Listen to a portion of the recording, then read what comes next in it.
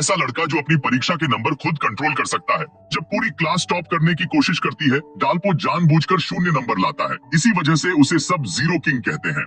एक दिन homeroom teacher घोषणा करती है कि एक टीवी स्टेशन क्विज शो करा रहा है और इनाम है 30 लाख वॉन। पूरे स्कूल से सिर्फ एक ही छात्र चुना जाएगा। इस बार डाल्पो तय करता है कि वो अपनी असली क्षमता छुपाएगा नहीं। टेस्ट शुरू होते ही सब लिखने में लगे होते हैं और डाल्पो वो तो आराम से सो रहा होता है। आखिरी 10 मिनट में टीचर की चेतावनी सुनकर वह धीरे धीरे आंख खोलता है, नाम लिखता है और उत्तर भरना शुरू करता है। जांच के समय टीचरों के चेहरे उतर जाते हैं, ज्यादातर पेपर फेल। फिर एक 92 और एक 96 दिखाई देता है। एक टीचर कहती है, बस यहाँ रोक दो, इससे बेहतर कोई नहीं कर सकता। लेकिन तभी होमरूम टीचर का चेहरा बदल जाता है। हाथ में है एक एकदम परफेक्ट पेपर, बिना एक भी गलती का। सबके लिए झटका तब लगता है जब पता चलता है कि वह पेपर डाल्पो का है, वही जीरो किंग। खबर पूरे स्कूल में फैल जाती है, सबकी नजरें डाल्पो पर टिक जाती है। चैन सू, जो हमेशा टॉपर रहता है, पहली बार खुद को खतरे में महसूस करता है। वह अपने दोस्तों को इकट्ठा करता है और कहता है, अफवाह फैलाओ कि डाल्पो ने चीटिंग की है। कुछ ही घंटों में गॉसिप आग की तरह फैल जाती है। चैन सू और आगे बढ़कर इशारा करता है कि डाल्पो ने शायद टेस्ट पहले ही चुरा लिया था। पहले तो डाल्पो इन बातों को अनसुना कर देता है, लेकिन जब कोई उसके फायर कैप्टन पिता को अपराधी कहकर बदनाम करता है, डाल्पो टूट पड़ता है। उसके दिल में उसके पिता हमेशा एक सम्मानित हीरो थे। चौंकाने वाली बात यह कि होमरूम टीचर भी अफवाहों पर यकीन कर लेती है और पूरी क्लास के सामने डाल्पो को डांट देती है।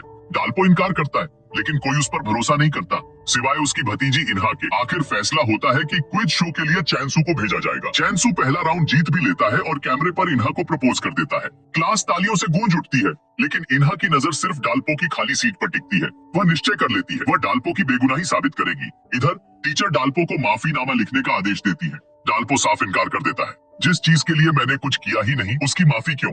टीचर कहती है, पूरी स्कूल चर्चा कर रही है, यह सबूत है। तभी डाल्पो प्रिंटर पर पेपर निकालती एक महिला टीचर को देखता है और उसके दिमाग में एक प्लान बनता है। वह ठंडे स्वर में कहता है, जब मैं इस कमरे से बाहर निकलूंगा, सबको बता दूंगा कि आपका इनके साथ अफेयर है। टीचर घबरा जाती है। डाल्पो आगे कहता है, अगर इसे गलत साबित नहीं कर सकती तो अपना इस्तीफा लिखकर रख दीजिए। टीचरों के चेहरे सन्न रह जाते हैं। उधर क्लास चैन सू की जीत मना रही होती है कि तभी इन्हा अंदर आती है, केक की मोमबत्तियां बुझाती है और सबको फटकारती है।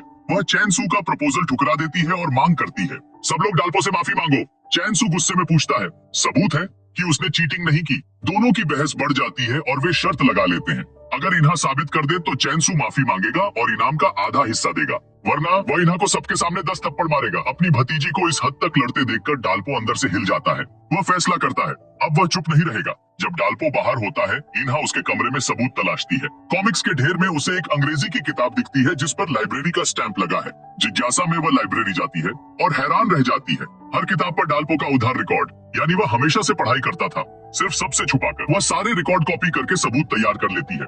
इधर डाल्पो क्विज शो के ऑडिशन में पहुंचता है और आसानी से पास हो जाता है। अब मंच पर आमने सामने है जीरो किंग डाल्पो बनाम टॉपर चैन सू। पहले ही सवाल से डाल्पो सबको चौंका देता है। होस्ट पूछता है, 43 लोगों में से एक को एक ऐसी बीमारी होती है जिसमें झूठ बोलते ही हिचकी आती है। यह बीमारी किस परिकथा किरदार के नाम पर है? डाल्पो अचानक अपनी एकमात्र लाइफलाइन यूज करता है और चैन सू को बुलाता है। 30 सेकंड में वह ताना मारता है, अगर आज तुम्हें हरा दिया तो मुझे तुम्हें 10 थप्पड़ लगाने दो। सब सन्न रह जाते हैं। सच्चाई ये है, डाल्पो इस शो में सिर्फ इन्हा का बदला लेने आया है। लाइफलाइन बर्बाद होने के बावजूद वह आत्मविश्वास से जवाब देता है। पिनोकियो। होस्ट जवाब सही बताता है और पूछता है, क्या आपने कभी किसी ऐसे इंसान को देखा है जिसे यह बीमारी हो? डाल्पो मुस्कुराकर कहता है, हाँ, वो बेहद खास है, बहुत बोलती है और बिना सोचे सब कुछ कह देती है। हम उसे कहते हैं लाउड माउथ विच। पूरी क्लास हंसी से फट पड़ती है, जबकि इन्हा गुस्से में बड़बड़ाती है, डाल्पो आज तुम गए। दूसरा सवाल आता है, 60 साल के राशि चक्र के अनुसार यह कौन सा वर्ष है? लेकिन यह सवाल डाल्पो की सबसे दर्दनाक याद को जगा देता है। उसे अपना असली नाम याद आता है, हामयोंग। वह और उसका बड़ा भाई जामयोंग कभी शहर के मशहूर जीनियस बच्चे थे। एक समय था जब उनका परिवार, माँ, पिता और दोनों बेटे खुशहाल जिंदगी जी रहे थे।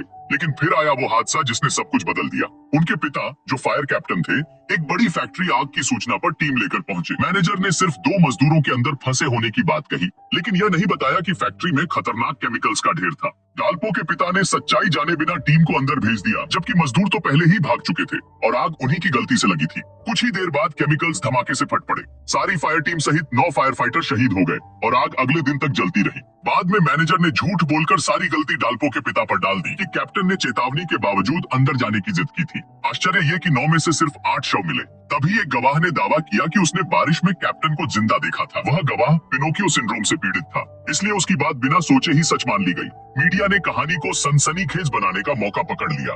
एक निर्दयी महिला रिपोर्टर ने इंटरव्यू को एडिट करके डाल्पो के पिता को फरार अपराधी की तरह दिखा दिया। गलत रिपोर्ट से जनता भड़क उठी। परिवार जहां भी जाता अपमान सहना पड़ता। दबाव इतना बढ़ गया कि डाल्पो की मां टूट गई। आखिरी बार छोटे बेटे के साथ पटाखा जलाने के बाद वह समुद्र में कूद गई।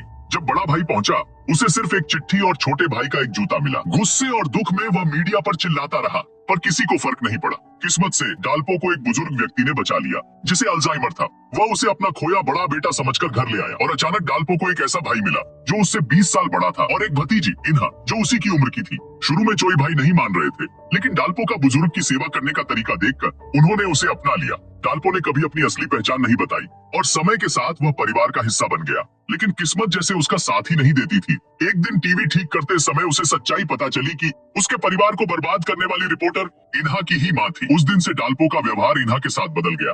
वह उसे जानबूझकर चिढ़ाता था, हालांकि दोनों के दिलों में एक दूसरे के लिए एक पुराना गहरा रिश्ता बन चुका था। इसीलिए जब डाल्पो ने सुना कि इन्हा ने चैनसू से उसकी बेगुनाही पर शर्त लगा ली है, वह खुद को रोक नहीं पाया और क्विज शो में हिस्सा लिया। जाहिर है वह मुकाबले में चैनसू को आसानी से हरा देता है। बदला पूरा होता है और डाल्पो घर के रास्ते निकल पड़ता है। उधर इन्हा आसमान देखते हुए कहती है, मैं उस लड़के के लिए छतरी कभी नहीं लाऊंगी, और तभी उसे हिचकी आने लगती है, यानी वह झूठ बोल रही है। तेज बारिश में डाल्पो बस से उतरता है और इन्हा को स्टेशन पर सोता पाता है। उसे याद आता है कि चैनसू शो में इन्हा को प्रपोज करने वाला था और यह बात उसने पहले ही सुन ली थी। उसी पल उसने तय कर लिया कि वह इन्हा को किसी और के हाथों नहीं जाने देगा। जब इन्हा ने उससे पूछा था कि वह शो में क्यों गया, वह जवाब नहीं दे पाया था, लेकिन अब धीरे से कहता है, क्योंकि मैं तुम्हें पसंद करता हूँ। उसी समय इन्हा जाग जाती है और छतरी लेकर भागती है, पर छतरी टूटी होती है। घबराहट में खड़ी इन्हा को देखकर डाल्पो मजाक में उसके सिर पर ट्रैफिक कोन रख देता है। इन्हा झूठ बोल देती है, ग्रैंडपा ने भेजा है कि तुम भीग न जाओ। डाल्पो अपने मन की बात दबा लेता है, क्योंकि वह अपने दुश्मन की बेटी से